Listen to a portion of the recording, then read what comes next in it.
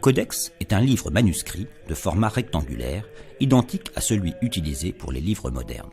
Les pages, assemblées sous forme de cahiers, sont reliées ensemble grâce à une couture, tandis qu'une reliure permet de protéger l'ouvrage.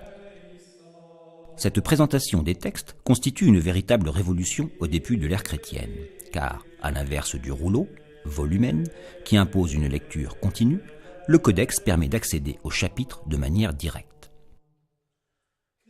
Le parchemin le plus apte à recevoir un texte calligraphié et enluminé est préparé à partir de la peau de mouton. Le plus beau parchemin est le vélin, réalisé avec la peau d'un veau mort-né. Ce parchemin se distingue par sa finesse et sa blancheur incomparables et n'est utilisé que pour les ouvrages d'exception. Dans le codex, les lignes sont tracées au stylet à espaces réguliers sur toute la page.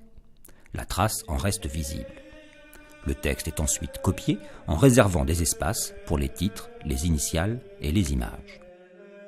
Les marges ne restent pas vierges et il est fréquent, au Moyen-Âge, que les lecteurs y apposent des annotations pour commenter le texte ou bien des petits dessins pour mettre en évidence certains passages importants.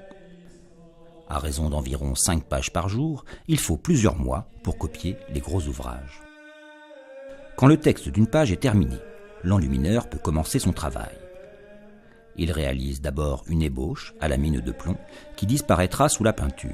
Celle-ci est faite de liant réalisé à base de craie, de blanc d'œuf, de colle de poisson ou de graisse animale. Mais aussi de pigments qui proviennent de fleurs, de graines ou de pierres broyées.